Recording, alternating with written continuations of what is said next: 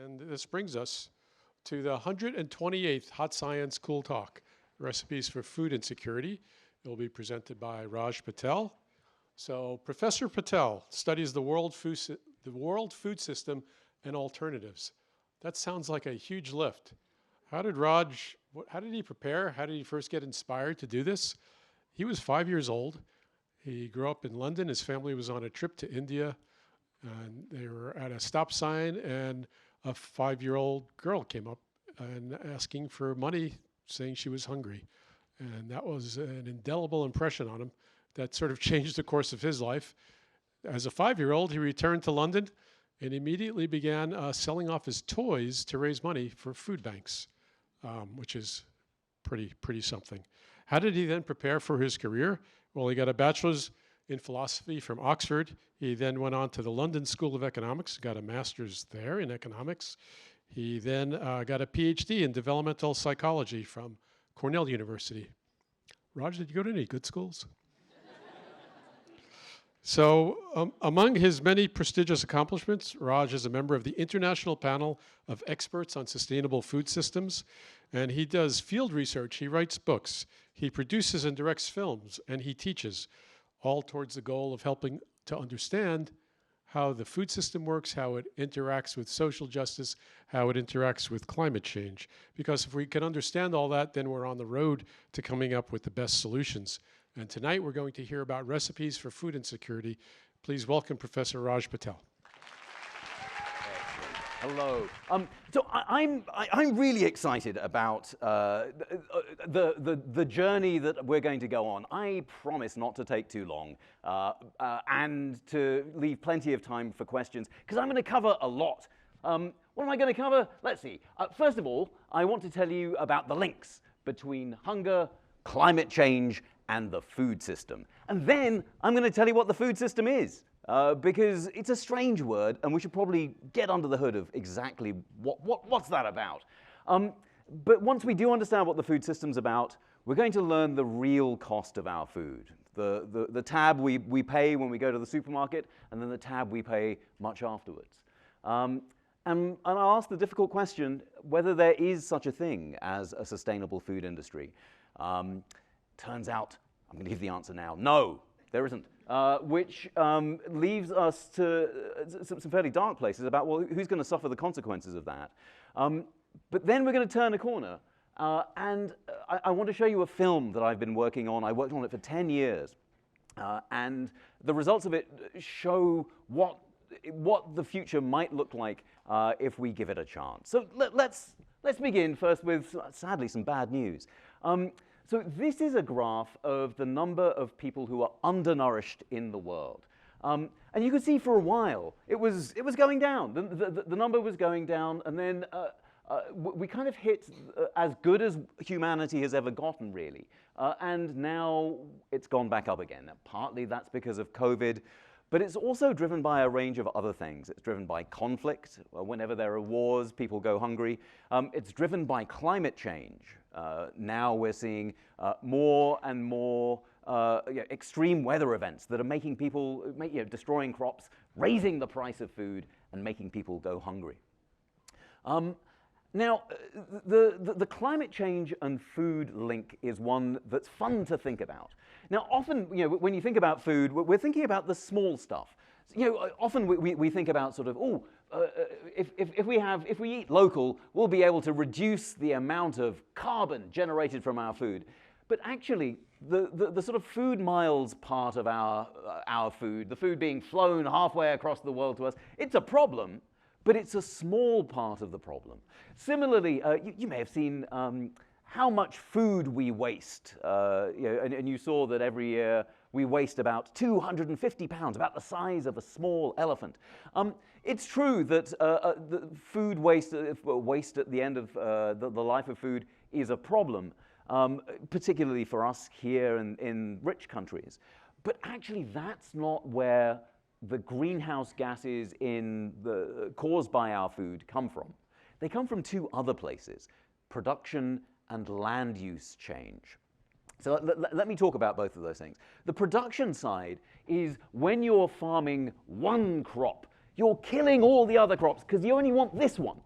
And when you apply the pesticides and the sort of crop control, you're killing the things in the soil that keep a sort of healthy ecosystem going. And through our production practices, about 40% of the greenhouse gases that are emitted from food come. Then you've got this other thing, this land use and land use change. Now, what that means is chopping down the forests because we want to grow palm oil, or we want to grow soybeans, or we want to grow corn. And when you chop down those forests, again, the carbon that was locked in the trees goes into the atmosphere, and when you transform the land, you release all these greenhouse gases. So often when you think, oh, how are we going to stop climate change? I'm not going to waste my food. And I think that's a great idea. But there are some other things that we need to be thinking about, things that we can only address not individually, but collectively. So this is where I want to take our conversation, because I think if at an aggregate level we do the right things, everything that we do together can save the world.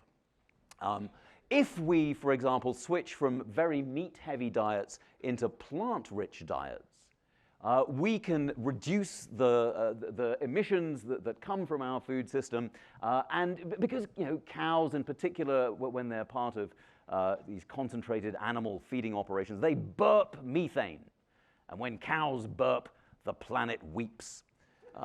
The methane that comes from our industrial livestock system is a problem when it comes to climate change. If we shift to more plant-rich diets, we can reduce the amount of carbon that we put in the air. If we grow more plants and a richer diversity of crops and get more out of the ground, we can fell fewer forests, and that's going to, again, save some of the greenhouse gases. If we stop wasting food, not just from our plates, but all the way along the food chain. A lot of food gets wasted in the fields, and it gets wasted in transport, and it gets wasted in storage. If we save all of that, we can actually get some way to eliminating all the carbon from our food system. Now, there's a range of solutions that I could tell you about. And if we only did half of them, if we use 50% of these strategies, we could get to a world where we only warm by 1.5 degrees Celsius. And if we adopt all of them, if we go to a very heavily plant-based diet, if we change how we grow food, if we change how we waste food, and we stop doing all of the sort of dangerous things for the planet, we can not only get into a world of 1.5 degrees warming, we can start putting carbon back in the soil as a planet together. So this is almost as good as news as I'm able to share with you, because we know what the answers are. This is the great thing about the food system. Unlike other bits when we're thinking about climate change, the food system stuff we know how to do, and we could do it pretty quickly if we wanted to. The problem is we're not doing it quickly. We're not taking on this big challenge. And now I'm going to explain to you why we're not. Because I want to explain what the food system is, and why we're moving so slowly towards a better world, and why it's taking us so long to do the right thing by the planet. And so I want to ask you just a strange question. When jobs are scarce, men should have more right to a job than women. When jobs are scarce, men should have more right to a job than women. Can you raise your hands if you agree with this statement? Nobody? Maybe one at the back. Now, kids, this is obviously a very sexist thing to say. It would be weird if people agreed with it, but some people do. And in a global survey, this question was put to a range of people. And different countries answered differently. And it's worth asking, well, why? So in Sweden, 2% of people agreed with this thing that's not very nice, not a very nice thing to say. In America, 5.7% of people agreed with it. In India, 52% of people agreed with it. And in Egypt, 99.6% of people agree with it. Now, here's where I get to be a good academic. And I say, look, in some places, that might be an okay thing to do. So kids, I want you to imagine an experiment where there are only two kinds of jobs and you're very hungry. And if you're very hungry and you have a rich paying job, and that goes to men, and you have a poor paying job and that goes to women, and you know that it's really unfair, but you're really hungry, then which one do you choose? For your family, for your family's sake, for the sake of everybody who's going hungry, you would choose a thing that you know is not okay, but you need the money, right? So what happens if we make the economic problem go away? If we're able, using some really interesting mathematics that I will not bore you with, but if we were able to imagine that all the country's economic problems could be erased, and we could compare countries as if they were the same wealth, as if Sweden, the United States, India, and Egypt were the same wealth level, whereas in fact they're very unequal at the moment. If we were able to make them equal, what would it look like then? What would explain why some places are a little bit more sexist than others? Well, let's ask why. And let me ask you, like, if you try and think about reasons why some places would think that women didn't deserve jobs as much as men, what reasons would you think of? The types of jobs available, very good. Yes, sir. Religion, oh, that's a very good one. And actually, that turns out to be kind of important. Culture turns out to be important. Also, whether a country has oil or not turns out to be important. But there's one answer that you're not expecting, and that's plows. I'm just going to let that sit in. What this very important paper in one of the leading economics journals found was, if you look over 200 years in lots of different countries, the thing that explains a country being more sexist or less sexist is whether there is a tradition of using plows on the land. How? How does that even work? What has a plow got to do with how people think about the roles of men and women? Well, this is the food system, and I'm going to show you what the food system looks like by using this. This is a 1750 portrait. It's up in a gallery in London, the National Portrait Gallery, and it's by a famous painter called Thomas Gainsborough. He didn't much like the people in this painting. He knew them socially, and he didn't care for them, and you can sort of tell. But if you read this painting right, and I'm going to teach you how to read a painting, you'll be able to understand the food system. So let's dig in. First of all, let's look at Mr. Gainsborough here. Oh, sorry, Mr. Gainsborough. This is oh God, I'm blanking on the name now. But in a second it'll come. But let's look at the husband here. And see how he's dressed. He is, what do you notice about his clothes? Shout it out. He's aristocratic, yes. What else do you notice about his clothes? They're clean. But he's got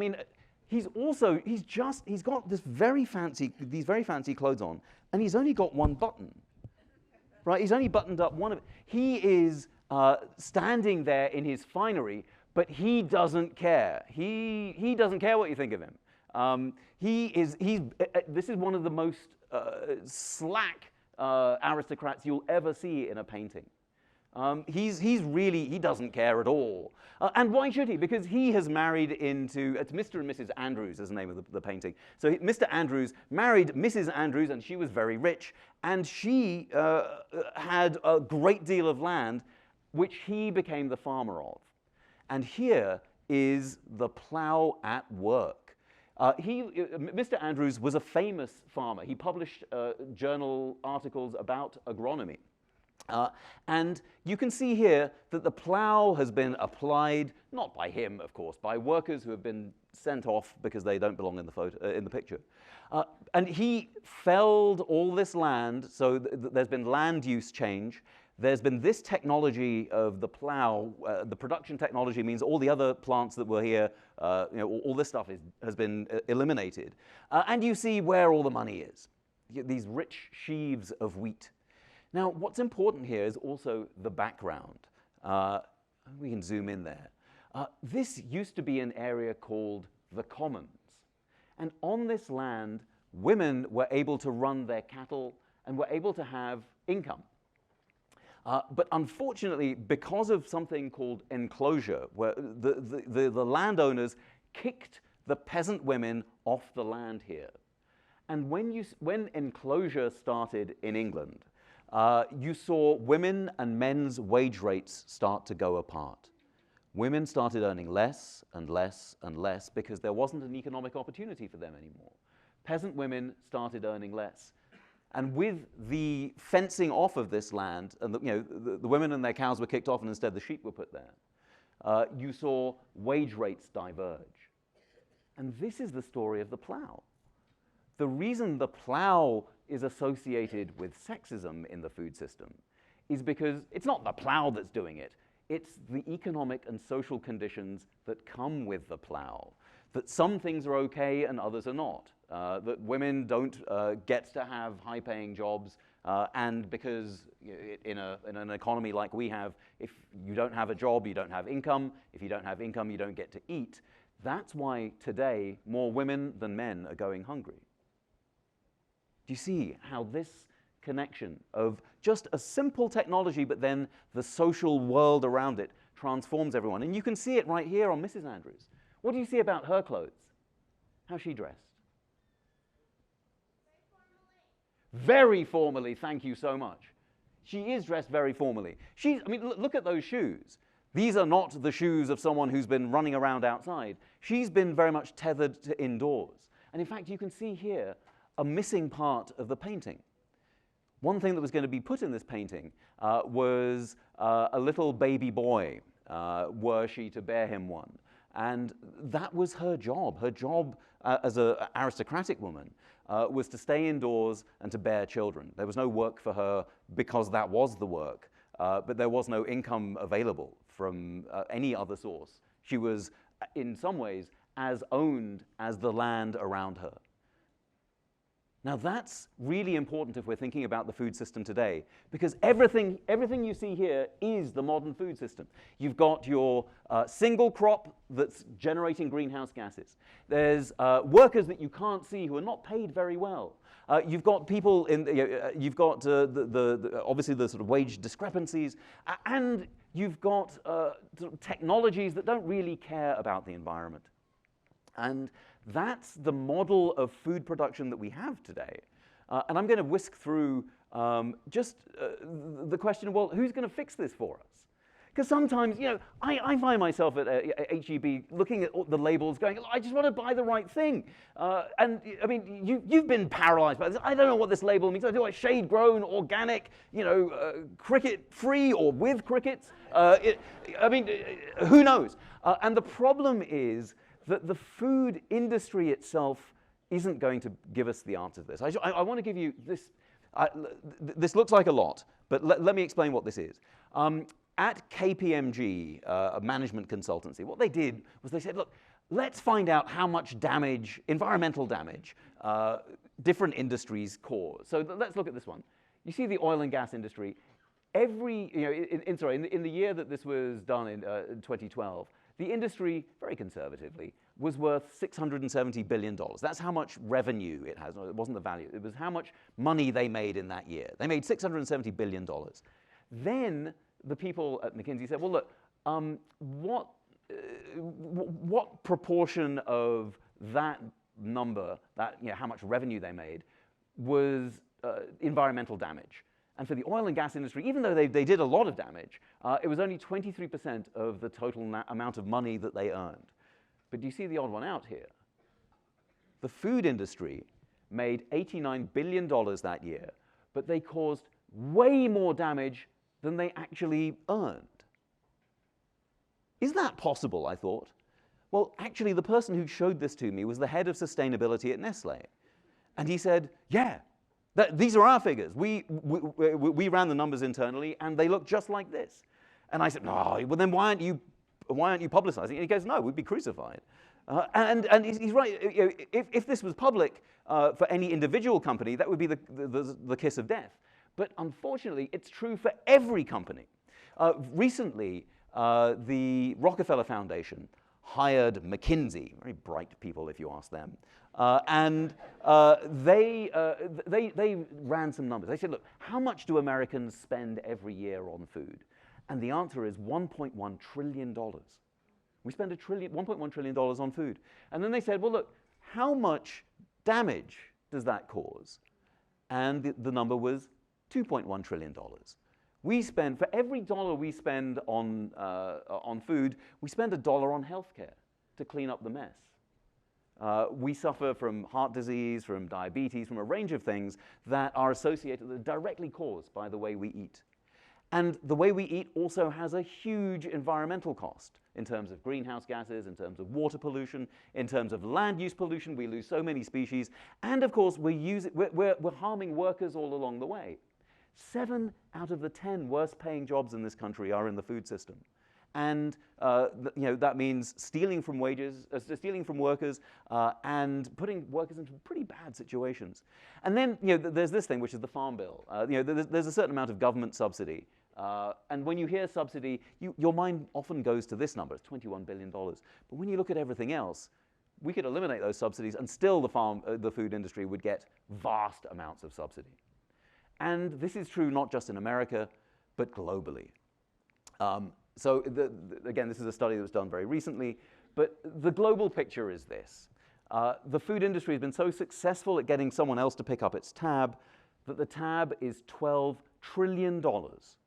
It's 10% of everything that happens on Earth economically is mess caused by the food industry, because they make us pick up the tab for healthcare. They make us pick up the tab for the environmental damage. They make us pick up the tab for low wages, and so in terms of poverty, in terms of unhealthy dietary patterns, in terms of nitrogen, land, and climate, and water use, all of that is something that we suffer the consequences of. And it's part of the money-making system that you saw in that picture. There's no such thing as a sustainable food industry because we live in a world formatted by this picture. Everything that you see that's wrong in the food system is kind of a consequence of farming in this way, where we don't really care about the workers. We don't really care about the land. We don't really care about equality. And that leaves us in a difficult position of, what do we do? Because we know what to do to fix the planet, but how do we change the relationships we have to the land and to one another so that we can live in that better world? Well, there's another picture I want to show you. And you're going to be able to, this picture, it was shown first in 1857. So, about a century later. This is by a Frenchman called Jean-François Millet, and it's called The Gleaners. And this caused a riot when it was first shown. Why do you think this picture caused a riot? When you look at it, what do you think would annoy people? Say it a little louder. It's backbreaking work. That's not necessarily what people are upset about. It's women. If you look at the last picture, this is like that guy and his stuff. Now this is about, it's called The Gleaners. Now for those of you who don't know, gleaning is what you can do when you don't own the land, but you're allowed to just pick up some food in order to be able to survive. It's an art of commoning that peasant women used to do along with running their cattle. And there is a guy there. Let's zoom in on him. This is the guy who owns the land, and he's in the background pointing at people. But this isn't about him. It's about the dignified women who are doing the work and farming in a different way, getting food in a different way. And that's why it caused a riot, because it wasn't about the rich people. It was about the poor people. And if we center our work, or if we start looking more closely at what poor people are up to in a broken food system, we might get some good ideas. So that's, in the next few minutes, I want to actually take you to a place where I spent a lot of time. It's Malawi. Malawi is here. So yeah, we're this part of the world. There's Southern Africa, and there's Malawi. It's one of the poorest countries on Earth.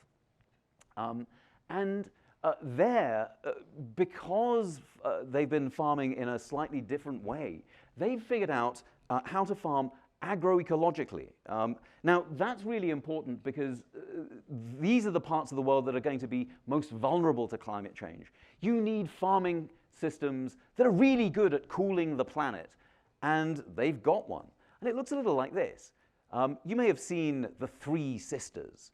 Kids, this is something that you'll have learned in school. There's beans there, which are great protein, and they're great at fertilizing the soil. And then there are big squash leaves that are shading out the weeds, and they're providing squash, and they're attracting beneficial insects. And then there's corn, which is the staple crop that everybody needs. And when you farm all of these together, you don't need external inputs. You don't need to destroy the life that's in the soil. In fact, you stimulate it. You let it grow. And that produced more food in this community. But then they said, well, look, it's one thing to have more food, but we notice that men are still hoarding this food. We need a different food system. We need a way of bringing gender equality here so that everybody can overcome food insecurity. And so while this food system is great at sequestering carbon, the regular farming takes carbon out of the soil. Organic farming's not bad at, if you're growing just one crop organically, it's not bad for the soil. But if you compost and if you engage in agroecological farming, you can definitely sequester more carbon. But what are we going to do about the social problem? That's the hard one. And here's the answer. Let me show you a small clip of a woman called Anita Chataya, who's a village leader and who came up with some very exciting ideas about climate change with the group that she was with, and some exciting ideas about gender equality.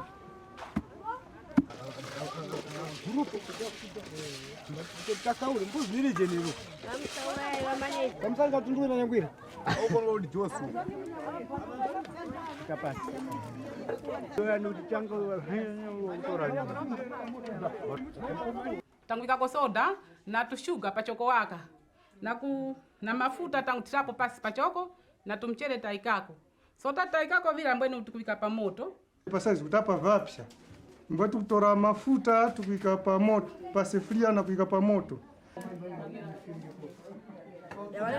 mama tiri wakugondwa nisela mama tiri wakugondwa imwe wa mama mwera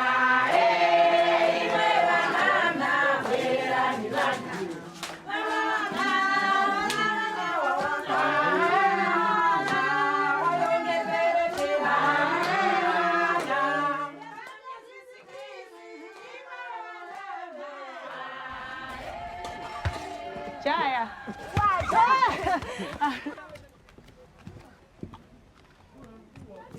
Tindanjire mu Bungwe chifukwa nkuwerezeka Bungwe chifukwa ndikukwava ngekufumira mikoka yitu tikakhalanga mukusuzikira vose vinthu kagwiranga ndine kwakuyana nawo tikupika kupenja dende kwali kulima uku kucherera kukai natenge vanyana kubeka inachereranga ndine mlenje kwako kuti tatolako mu 2000 kweni nyingo yose ya kumanyuma vanga vakuti para ine nina nthumbo nyake mwana wari kumusana tacherera tose kumunda ndikuti pati kufuma kumunda tikwenda iwo vanyani vakwenda waka kuchopo kambaka pano ndikuti para tafika pano panyumba mbwenu wakukhala waka pampando hapo chete kweni kwa sono na tikanjira mu Bungwe vakatisamiza vagenda kuti mwanalume angagwira ntchito za chanakazi.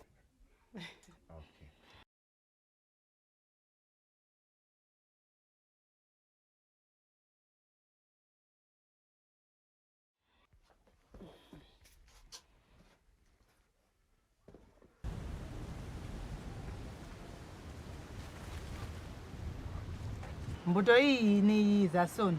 nira mukapoka kwa imwe sha kweni icho chikhumbika nchoti nge mungalimbikiranga nanga uli kamba choko dongo lingasintha nyengo ineyo cha watuona kuti mlanyithu tukukwa ivi vili monadi kwene kuno kwitu ndikutanga takhalira kuno mwakhalira nandi ndiponso apo vikusuzika chomene kuno mwanyithu mwanalume chigaya chinu chinthu chakubwako munguvipulikisika makonacho vajenda ngenkhanira tikayangapo dazilo palamulamu muchari kukaika isi tingakwanisi nati umwewesange watereka nkhari kwechikwa chakusuza yaya mulamu chikwa chakusuza yaya mungachepe chambayi so vanyani vafika tatamchezga mwewesange kuti ini nafukaza mbwenini nde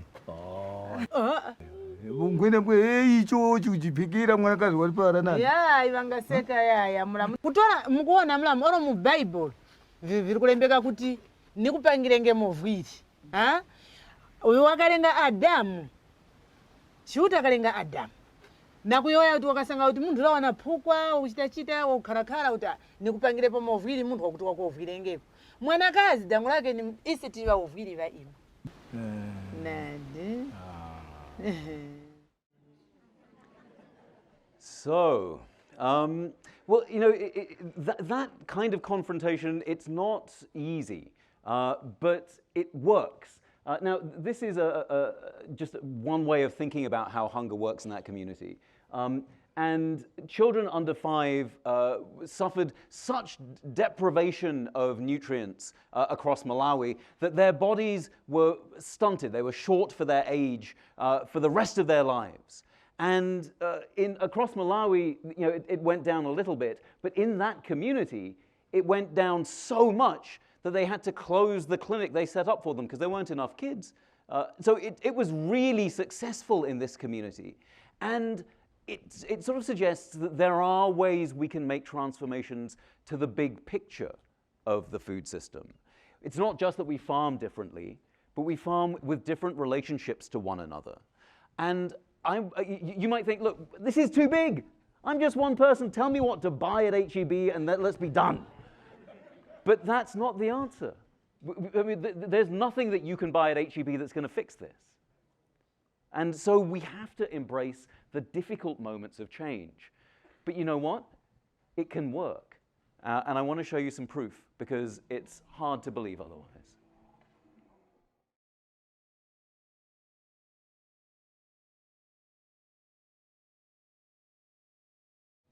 I'm running out of time, so let me just give you the takeaway. First of all, things are much better in that relationship. But it's also important to note that that's the big picture change that we need. It's in microcosm, but we need the big picture change. There's no shopping our way out of this problem. Because the food system is responsible for 1/3 of the world's greenhouse gases, but the real cost of food is much bigger. And we need ways of paying the true cost of food. And we know what to do to take action against climate change. It'll involve changing our diets. It'll involve a range of things about how we farm. But it'll involve really flattening these unequal relationships of power that have shaped the food system. And we can be humble about where we look for those. We don't have to look to the landowners for the answers. We can find it in some of the poorest places on earth. And I asked Anita what the last word should be today. I texted her and she wrote back and she said this: "It's never too late to do the right thing." So I'll leave you with that. Thank you so much.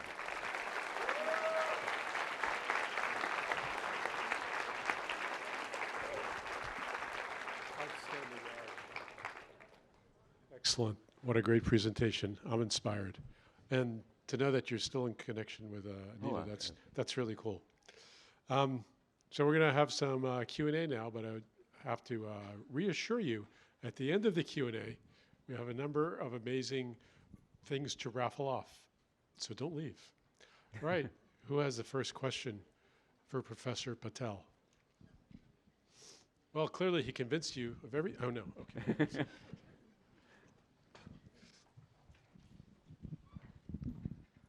First off, thank you very much for the presentation. I appreciate your kind humor and demeanor.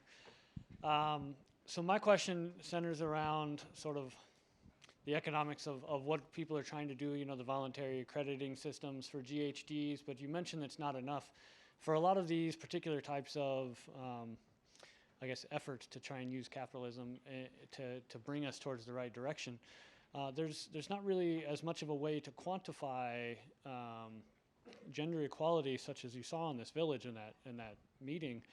Similar to way, like it's hard to qualify cleaning water. What other types of systems outside of like voluntary accrediting of GHG emissions would you suggest or propose or have you heard of? So this is a really great question, thank you. And it's a really difficult one. So for those of you who didn't quite hear, you know, we can put a price tag on all of this, but so what? And we can put and then there's some stuff we can't put a price tag on, like the equality in that relationship. And if we can't put a number to that, how's it going to happen? And I think this is a really interesting question, because if we think that we can solve things with price tags alone, we're mistaken.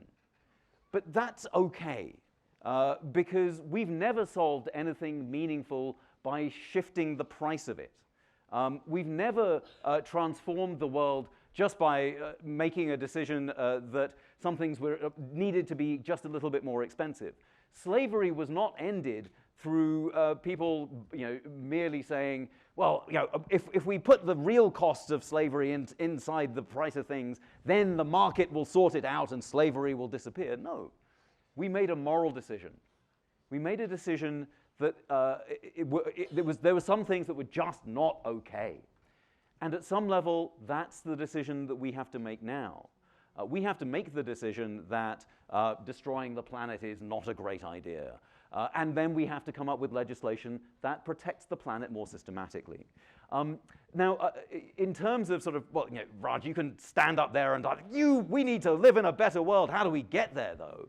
I have some good news. I was just in an Indian state called Andhra Pradesh. It has 40 million people, and it has about 6 million farmers in it, the same number as we have in the United States. This is a place that plans to transition all of its farmers from industrial farming to organic farming in the next 10 years, and 1 million are already there. How are they doing it? They're relying on women's groups to do some of the organizing. They're showing that you can save money by switching to organic farming. And the government is putting everything in place so that farmers can make money doing the right thing. And I think that's the world we need to be moving into, is making sure that our governments make it easier for us to do the right thing. Right now, the government has made it possible for the food industry to do the wrong thing, and for us to pick up the tab every time we pay Blue Cross Blue Shield, whoever it is that's picking up our medical bills, for the damage that the food businesses have caused. We need to flip that, and there are governments ready to listen to their people. And I feel like, certainly my research points to citizen action making governments do the right thing is possible. And I've got so many examples where it's happening, and at scale, and India is a really interesting example of that. Yes. So I'm a kid, so I was wondering, like, what could I do to help this issue? Oh, thank you for asking. I'm a kid at heart,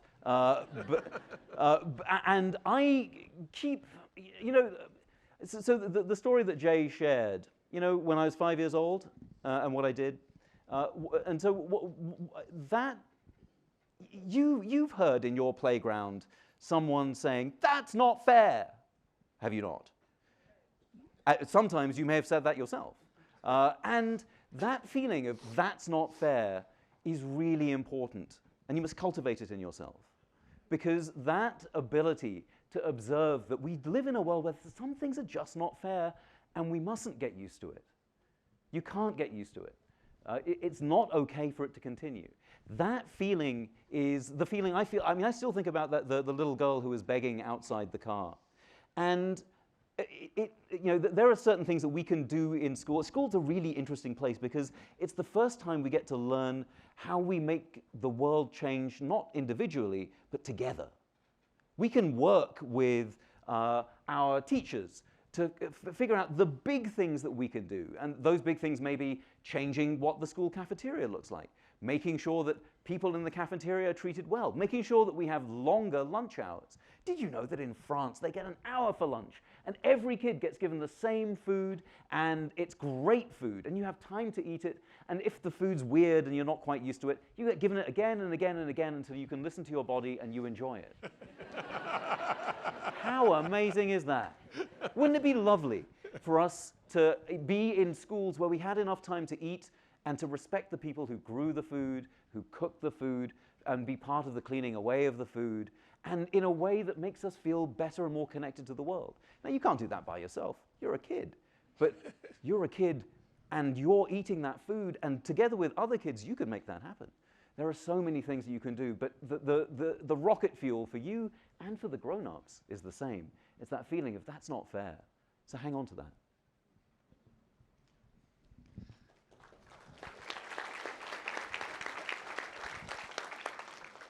Thank you so much for sharing your knowledge. Really quick question. What do you say to some people who bring the fact that without genetically modified food, wouldn't be possible to feed the population growth that is projected on the planet, say 9 billion at some point? That they're like, you know, it's just organic is great, and if you can afford it and whatnot, but if you don't use GMO, it just won't happen. That's one question, and then a segue to another one. Do you see a future where the scenario you presented, where there was very creative eco-agriculture, could be done with GMO in it? So I guess those two questions. Thank you so much. So for people who don't know, genetic engineering is a kind of science that's very exciting, and where you take genetically modified crops are usually transgenic. So you take the traits of something from one order of life and you smoosh it together with another, and you end up with a crop that can be, that can, for example, withstand cold, or produces tomatoes where the flavor lasts longer.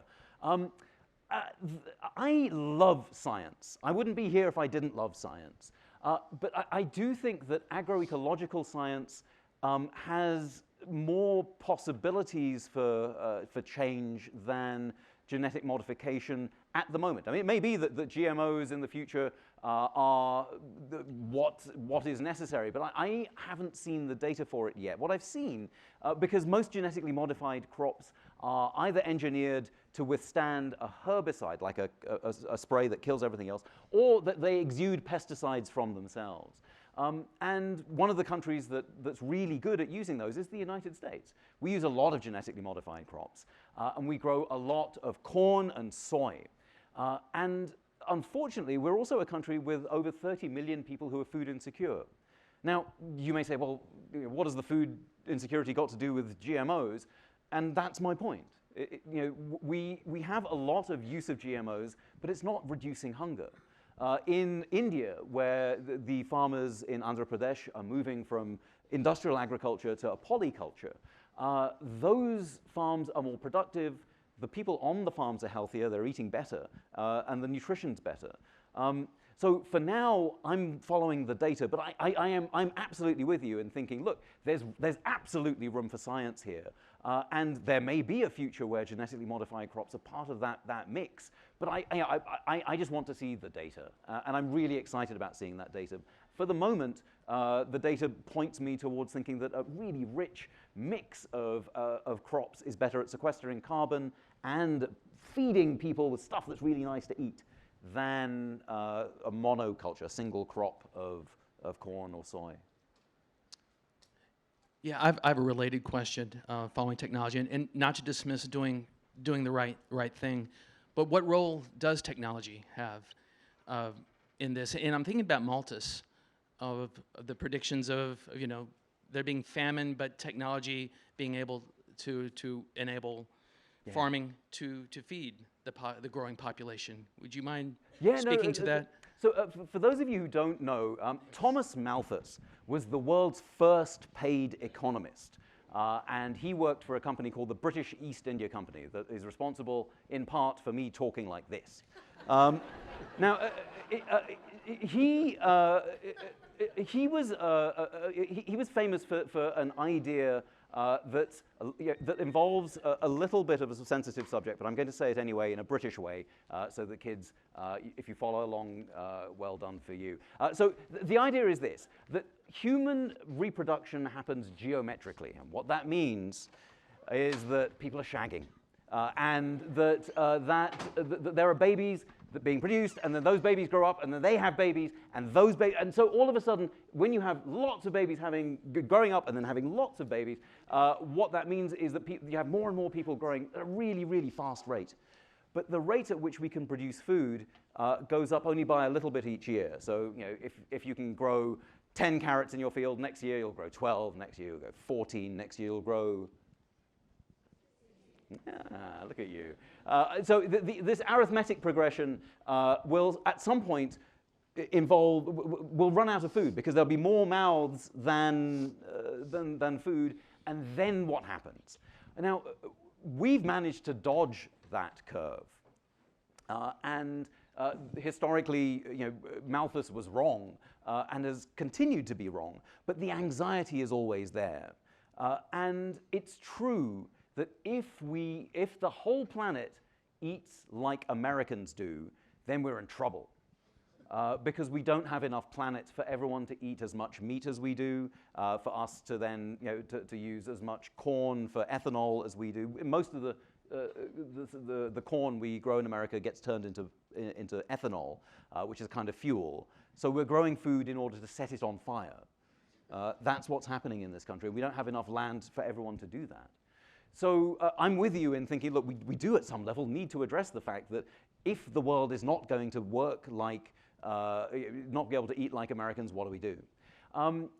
I think that technology matters, and we also need to have just a small reality check about what counts as technology. For example, is gender equality a technology?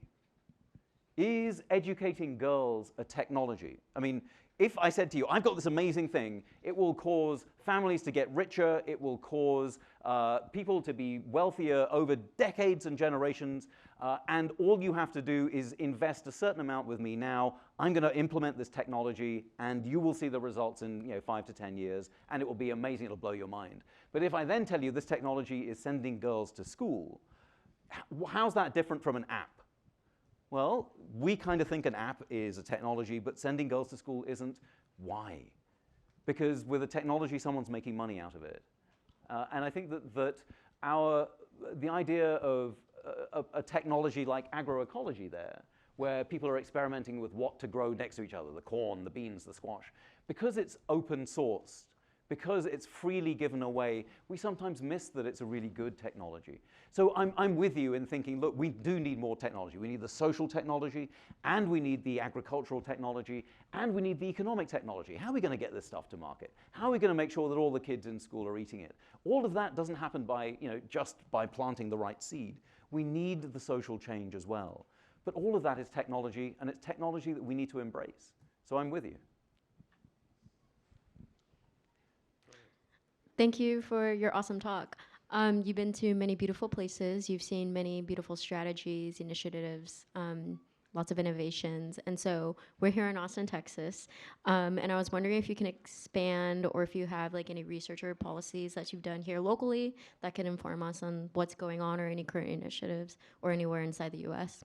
I think that this is a fantastic time to hand over to the city's Sustainability Institute and to the Sustainable Food Center and to all the people who are outside today, because I'm in awe of the work that's happening here. There is a really rich network of sort of sustainable policy inquiry and you know, the sort of supports that allow us to be able to survive everything from sort of superstorm or winter storm Uri to imagining how Austin is going to feed itself and you know, sort of support farmers going forward. I would encourage you know, visiting the websites of all the partners that you saw earlier on, but I'm also, you know, I'm excited about something we're doing with the International Panel of Experts on Sustainable Food Systems, which is pulling together the kinds of policy that cities can do. in order to combat food insecurity and climate change. And there's a lot we can learn from. We can learn from the ways that cities can shift diets. We can learn about the ways that cities can change school meals, the ways that cities can engage with the healthcare system. But ultimately, a lot of what cities can do is constrained by what states are doing. And we need to be very clear that that involves a certain kind of mobilizing. We need to make sure that in order, I mean, look, we know how to end hunger in America, and that's to give poor people money. And it's a really effective way of ending hunger. Now, all we have to do is recognize that that's a strategy and mobilize around it. But then in the medium term, we need to make sure our farmers get the right supports to transition from doing the wrong thing to doing the right thing. We need to make sure that our schools get the money to invest in cooking. We need them to invest in the right kinds of healthcare. But all of that joined up thinking, we have an amazing sustainability team in Austin, but we have national strategies for that too. So if you're one of the people that Raj has just referred to that works in one of these organizations with local solutions, please, and you're willing to talk with people in the audience, please raise your hand. Yeah, there. So feel free to come up to these people after the session ends and chat them up. If you're someone who has another question for Raj, please raise your hand now. Yes, I'll make my way over there. Yes. I'm just curious, what do you think would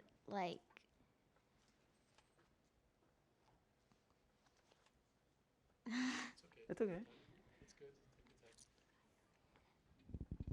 what would slow or stop food insecurity? That's a great question. Thank you for asking it. What would slow or stop food insecurity? Food insecurity is when you're not sure when you're going to eat next. Sometimes it's just because sometimes you miss a meal because you're running around and it's just a long day. But as a kid, you probably shouldn't be. As a kid, you want to make sure that you're eating every meal.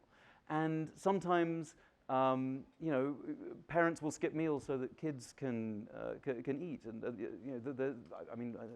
we've seen this experience sadly far too often in this country. One thing that can slow it down is removing the worry. And one way of removing the worry is to make sure that people have money to be able to buy food, and have time to be able to buy food, and have transport in order to be able to buy food, and have the local grocery stores or outlets in one way or another to be able to buy food. All of those things are necessary to be able to end food insecurity. And a good way, just a really good start, as we saw in the pandemic, of being able to help with that is just to help make sure that nobody is poor in our communities. Nobody's exploited, nobody's running out of money just because the rent's too high and the electricity's too high and the medicine's too expensive. So the things that we can do is really just live in a more generous way, and not just us, but the society that we're in, to make sure our society is generous and kind, just as we are. Hello. I was wondering, I just want to make sure I understand your thesis. Mm-hmm. So you're saying that the industrial food industry, it's not actually solved the problems of food insecurity. And then I'm thinking about the last time I went to a farmer's market and how much more expensive that is than going to H-E-B. So can you elaborate a little bit further how going into smaller scale farming, organic farming, could actually help food insecurity when large industrial farming hasn't actually solved it? Well, thank you so much. So to be clear, one of the ways that the food industry is able to make a bag of, to make a $1 burger, for instance, is that the workers are not paid well all along, from the soy production, from the land that was sometimes taken by force to grow the soy, all the way up to feeding the cows, the people working in the slaughterhouses, the people working in McDonald's. All of that is expensive. And the food industry manages to sort of nickel and dime all the way. That's why, as I say, 7 out of the 10 worst paying jobs in America are in the food business. Think of whether you're washing pots in a restaurant or harvesting in the fields, or if you're involved in restaurant service or grocery checkouts. These are very badly paid jobs, and they're associated with food insecurity, right? And this is the irony. If you're involved in selling or producing food, you are most likely to be going hungry in America. And that's not an accident. That's what the business looks like. Whereas sustainable farmers, if they're doing it right and they're treating their workers right, that means the food is going to be much more expensive. What am I doing? Am I standing up here saying everybody needs to eat kale and that kale needs to be very expensive? Now, I mean, look, I love kale, but I'm not with big kale. I'm with small kale. I think that actually there's something quite important about small farmers making, the fact that they're not able to do it cheaper is because they're not cutting corners. They don't get the big tax breaks or subsidies that big industry does. I mean, if you look at a Pringles tube, if you look at a Pringles, it's a weird thing. Have you noticed what they're called? They're called crisps. That's my word. In Britain, we call them crisps. But in America, you call them Pringles crisps. And that was legally required because Pringles are less than 50% potato. They're 40% potato, and the rest of it is corn and soy and oil and flavoring and weird things. And so they couldn't legally call themselves chips. They're called crisps. Now, in order to grow all of that, the potato industry, the corn industry, the weird things industry, actually, I mean, a lot of the flavor in Pringles comes from petroleum products. So you're eating gasoline, treated gasoline, but still, that's where it comes from. All of these are massively subsidized industries, whereas small farmers growing good kale are not subject to those kinds of subsidies. And so what you hear me saying is we need food to be affordable and good food to be affordable in America. But affordable doesn't mean cheap. It means people need to be able to afford it. Now that means raising wages so that people can afford, so the farmer doesn't have to nickel and dime anyone working on the farm. The soil is tended with the love that it needs. The mycorrhizal network underneath it is strong and resilient. And we're sequestering carbon. We're keeping carbon in the soil. Because affordable could just be, I mean, affordable has been the alibi for cheap. And cheap is not the same. Cheap is nickel and diming, and I want affordable food in America where everyone can afford it.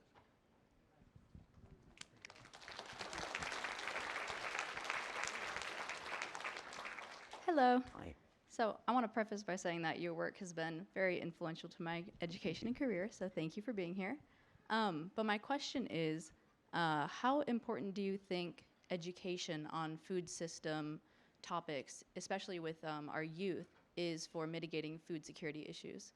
Oh, thank you so much, and thank you for those very kind words. I mean, we get educated about our food system every day, whether you like it or not. You're learning, like Pringles, for example. There have been several studies about Pringles. I am slightly obsessed at the moment. Because, as you say, I've been to a lot of places, and wherever I went, there was a bloody tube of Pringles, and it was in a local flavor. So if you go to Thailand, you can get lasagna-flavored Pringles. In China, you can get like dessert-flavored Pringles, like sweet Pringles. In Spain, you can get sort of paprika Pringles. It's just wherever you go, it's like seeing this sort of weird Zelig figure.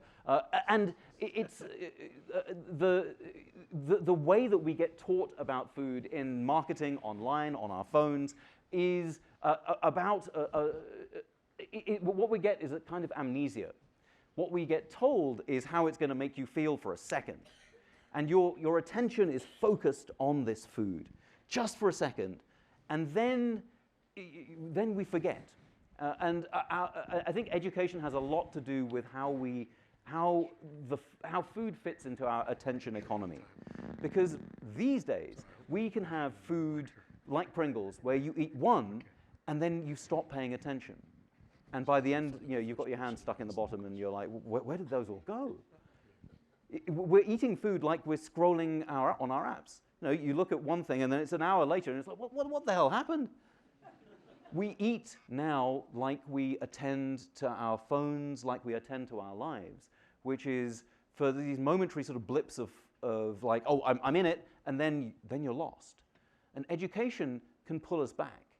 Education has the capacity to make us take a beat, to be able to actually delete the apps, to actually reclaim ourselves from the things that want to make money from our attention.